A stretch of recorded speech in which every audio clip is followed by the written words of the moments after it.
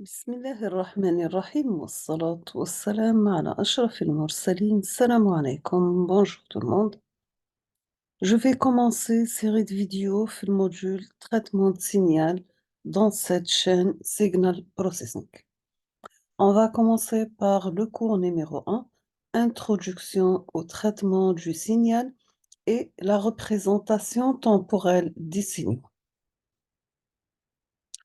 Dans ce programme, on va faire une introduction au traitement de signal. On va voir ensemble la transformation de Fourier, les systèmes linéaires continus, le filtrage analogique, le passage de domaine continu, domaine discret, la transformée de Fourier en discret, les systèmes linéaires discrets, le filtrage numérique et DSP, Digital Signal Processing. Voici le contenu de notre cours. On va commencer par introduction. Dans cette introduction, on va voir ensemble définition d'un signal. Deuxièmement, qu'est-ce que le traitement du signal? Troisièmement, une chaîne de traitement de l'information. Deuxièmement, on va voir la classification des signaux. Quels sont les signaux élémentaires en traitement de signal? La notion de corrélation, de distribution, définition d'une distribution, l'impulsion de Dirac. Toujours avec l'introduction, maintenant on va définir c'est quoi un signal. On peut définir un signal comme étant une représentation physique d'une information à transmettre. C'est une entité qui sert à véhiculer une information. Voici quelques exemples de signaux. Nous avons l'onde acoustique, qui peut être un courant délivré par un microphone, la parole et la musique, signaux biologiques, le EEG, le ECG, la tension aux bornes d'un condensateur en charge, les signaux géophysiques, par exemple les vibrations sismiques. Dans le domaine de la finance, le cours de la bourse, débit de la scène, l'image vidéo, etc. Qu'est-ce qu'un bruit? Un bruit, c'est tout phénomène perturbateur pouvant gêner la perception ou bien l'interprétation d'un signal. On passe maintenant de la définition. C'est quoi le traitement du signal? Le traitement du signal, c'est un ensemble de techniques permettant de créer, analyser, transformer les signaux en vue de leur exploitation et l'extraction du maximum d'informations utiles d'un signal perturbé par le bruit. Donc, c'est une notion très importante, le bruit. Maintenant, quelles sont les fonctions du traitement du signal? On va commencer par créer, c'est-à-dire l'élaboration de signaux. Soit par la synthèse, donc on va créer des signaux par combinaison des signaux élémentaires, ou bien par modulation, donc c'est l'adaptation du signal au canal de transmission. Dans cet exemple, vous avez un signal multiplié par onde porteuse, on obtient une onde porteuse modulée.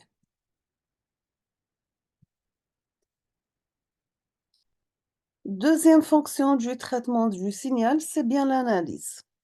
C'est quoi l'analyse? C'est l'interprétation des signaux.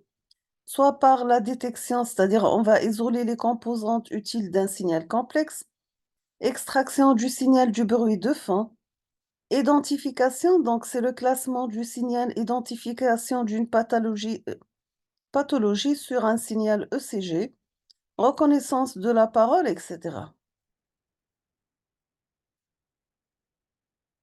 Troisième fonction du traitement de signal, c'est bien la transformation. Donc c'est adapter un signal aux besoins, soit par filtrage, donc on va éliminer certaines composantes, pour la détection de craquements sur un enregistrement, détection de bruit sur une image, annulation d'écho, etc. Ou bien par codage et compression, nous avons JPEG, le MP3, le MP4, etc.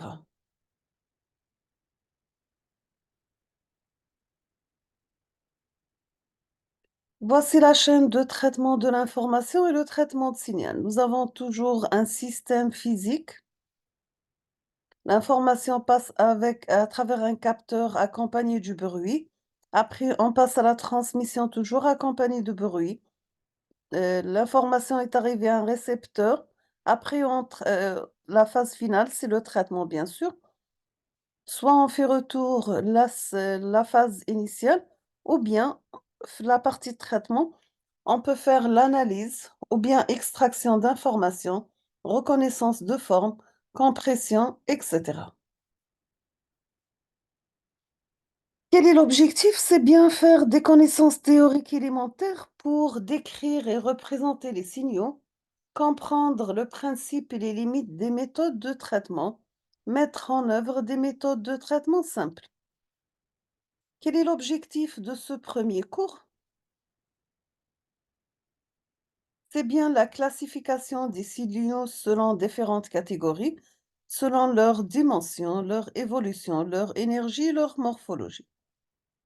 On passe au calcul d'énergie et puissance et on termine avec notion de corrélation. On va voir ensemble maintenant la classification des signaux. Donc, nous avons une classification dimensionnelle, c'est-à-dire on peut avoir un signal monodimensionnel. C'est une fonction d'un seul paramètre, pas forcément le temps, une concentration, une abscisse, etc. Ou bien un signal bidimensionnel 2D, exemple image noir et blanc en niveau de gris. Donc nous avons deux variables, le noir et le gris. Un signal tridimensionnel, exemple un film en noir et blanc. Donc vous avez le signal plus l'image plus parole, signal.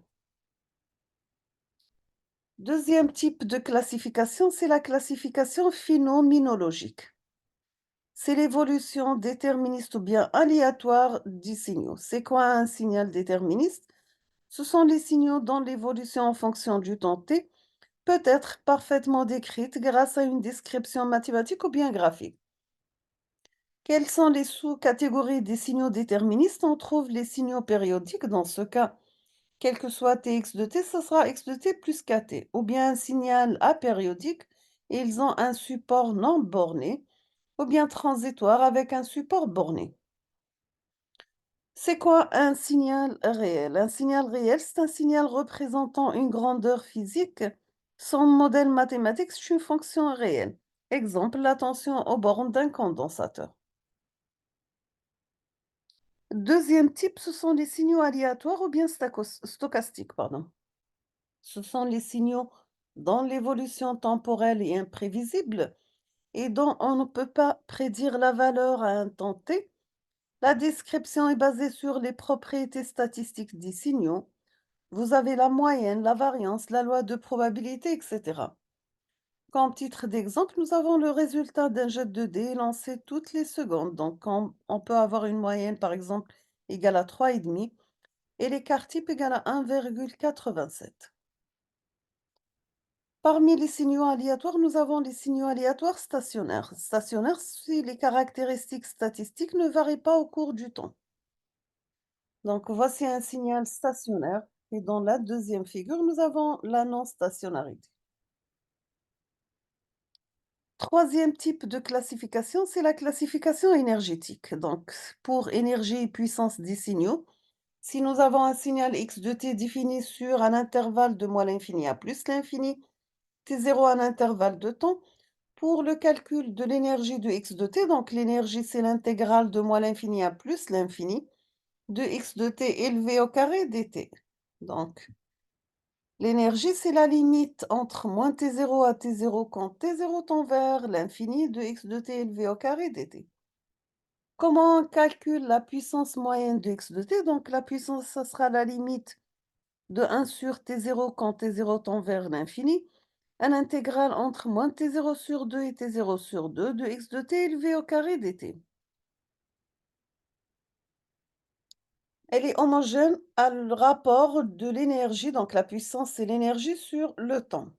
Cas des signaux périodiques de période grand T, on peut calculer la puissance par la formule suivante. Donc, qui est égal à 1 sur T, l'intégrale de moins T sur 2 à T sur 2 de x de T élevé au carré dt. Toujours avec les classifications énergétiques, nous avons une remarque que les signaux à énergie finie, ils ont une puissance moyenne nulle. généralement cas des signaux représentant une grandeur physique, les signaux transitoires à support borné, ou bien les signaux à énergie infinie, donc la puissance moyenne, elle est non nulle, cas des signaux périodiques. C'est une notion valable pour les signaux aléatoires et déterministes. On passe maintenant aux classifications morphologiques. Donc, le passage domaine continu discret au niveau de l'amplitude, c'est la quantification. De continu à continu, donc, on aura échantillonnage au niveau du temps. Continu discret, on aura un signal échantillonné. Discret, discret, on aura un signal numérique. Discret, continu, un signal quantifié.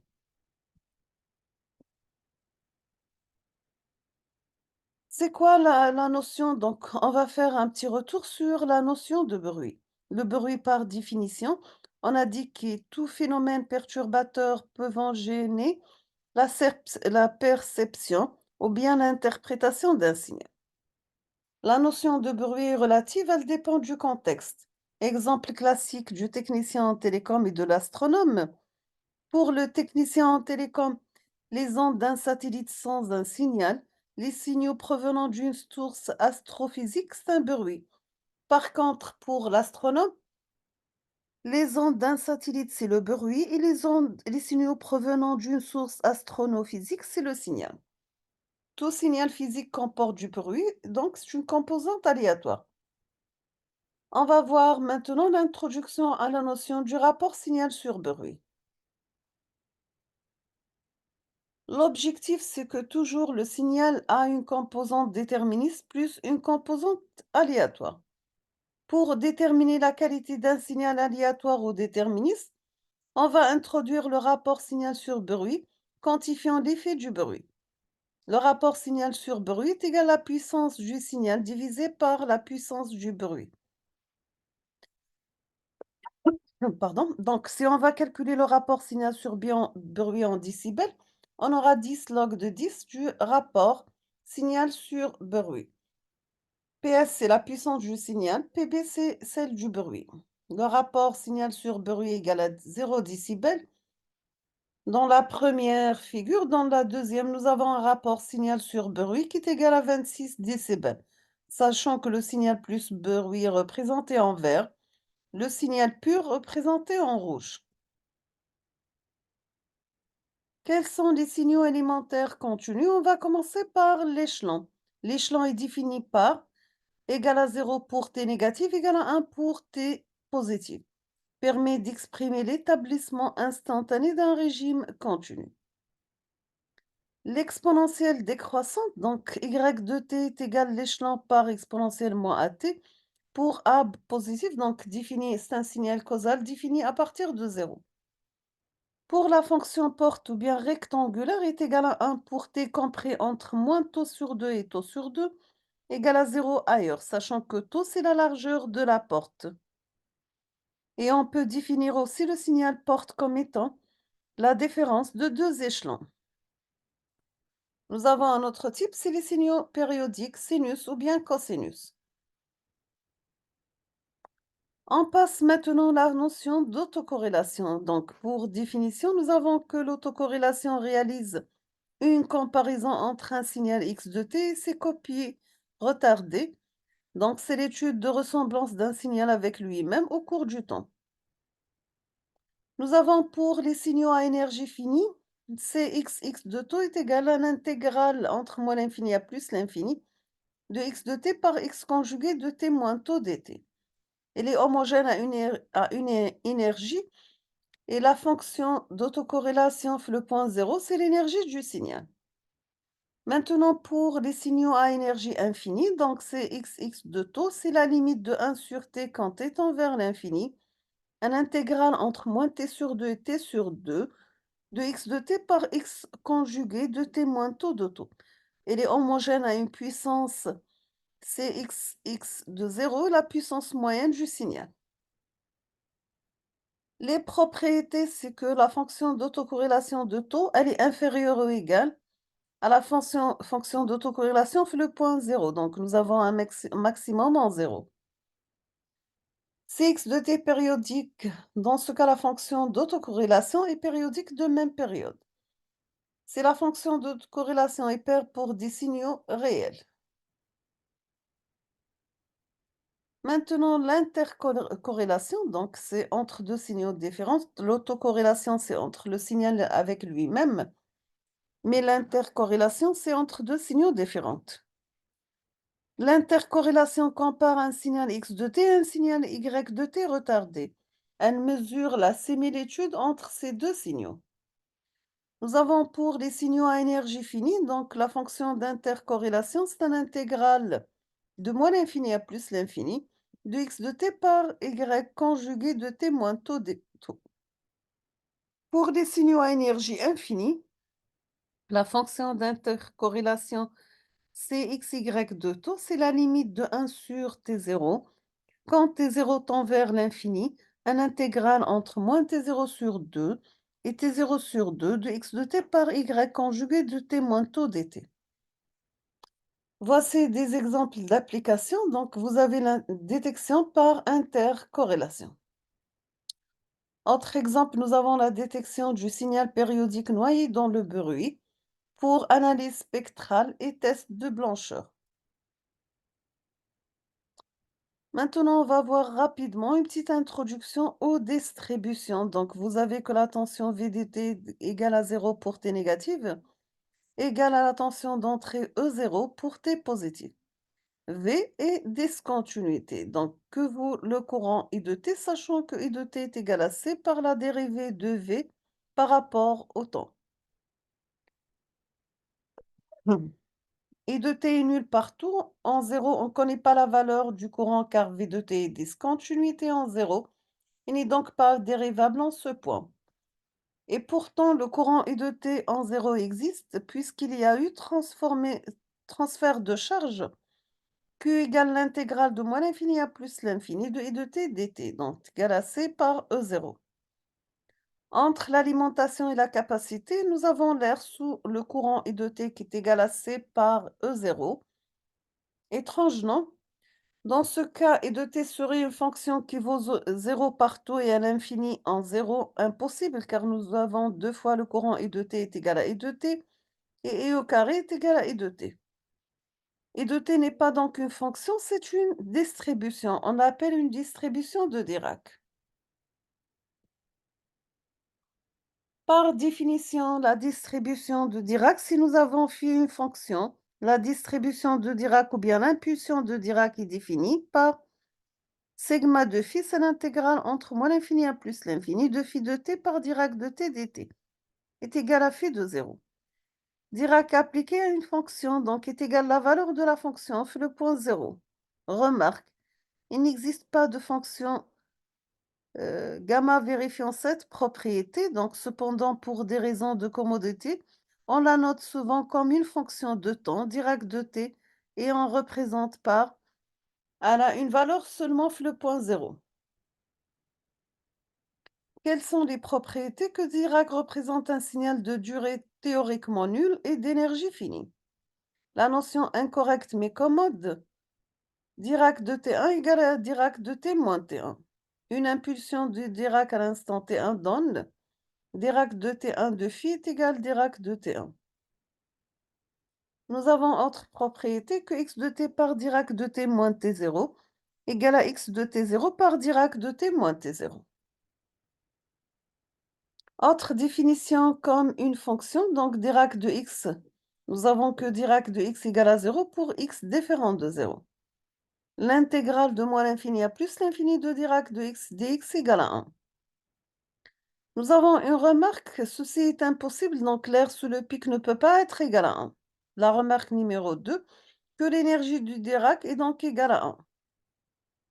À partir de la fonction rectangulaire ou bien la fonction porte, Dirac de x est égal à la limite de 1 sur taux, rect de taux de x quand taux tend vers 0. La fonction peut être vue comme la dérivée d'un échelon. Maintenant, on va passer la peigne de Dirac. Donc, c'est une somme infinie d'impulsions de Dirac régulièrement espacées de T0.